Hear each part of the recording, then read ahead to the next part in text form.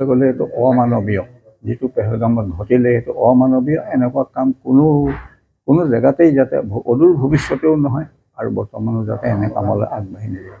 আৰু দ্বিতীয় কথা হ'ল যে তেওঁলোকক যিটো শিক্ষা দিলে আমাৰ ভাৰতীয় সৈন্যই, সেই শিক্ষাটো প্ৰশংসনীয়। আৰু অদূৰ ভৱিষ্যতে ঠিক যদি কেনেবাকৈ যদি কাটচিত কিবা হ'বলগীয়া, যাতে তেওঁলোকে আমাৰ অহাৰ আগতে 10 বাৰ যাতে মূৰ দোৱাই পেলাই আমাৰ ফালে চাই ক'ব যে আমি নোৱাৰোঁ, আমি হাৰ মানিছোঁ। 1971 চনত আপুনি কি 71 চনত বায়ুসেনাত মই ষ্ট'ৰ কিপাৰ হিচাপে আছিলোঁ।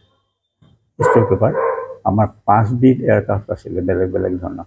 সেই গোটেই এয়াৰক্ৰাফ্টখিনি যেনেকৈ আজিকালি ধৰি লওক এটা সৰু কথা, চাইকেল দোকান এখন ল'বলৈ নানা ধৰণৰ বস্তু বাহালি পায়, ঠিক সেই ধৰণে আমাৰ 5খন এয়াৰক্ৰাফ্টৰ কাৰণে সম্পূৰ্ণ যা যোগাৰসহ আমি আছিলোঁ।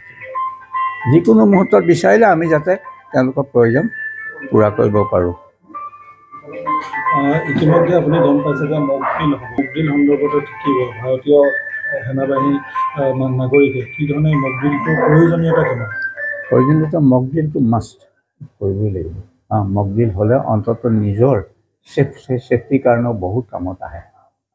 গতিকে মকড্ৰিল যদি বোলে কি কোনোবাই নাজানে তাক শিকাই দিবলৈ কোনোবা পাৰ্টিকুলাৰ মানুহ আহি হ'লেও গাঁৱে গাঁৱে এজন হ'লেও আহি কিবা এটা ফিল্ডত বা অন্য জেগাত মুকলি জেগাত ইয়াৰ বিষয়ে এটা আলোচনা ৰিহাৰ্চেল নিচিনা কৰিব লাগিব।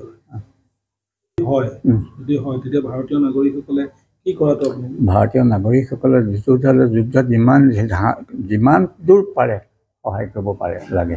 আৰু বিশেষকৈ মই মোৰ নিজৰ বিষয়ে কৈছোঁ, যদি কাইলৈ যুদ্ধ হয় মই যুদ্ধত নিজে আগবাঢ়ি যাম। আৰু এইটো যোৱাটো মোৰ কাৰণে যথেষ্ট প্ৰয়োজন। এটলিষ্ট যদি মই কোনোবা এটা মানুহক এগিলাচ পানী খুৱাব পাৰোঁ, সেইটো মোৰ কাৰণে যথেষ্ট হ'ব। এতিয়াও যাব? আৰু মই এতিয়া যাবলৈ মোৰ আপত্তি নাই। মোৰ কিমান বয়স হ'ল আপোনাৰ? মোৰ 79। এতিয়াও যাব? এতিয়া ওলাম, মোৰ 79 হৈছে, মই এতিয়া যাম।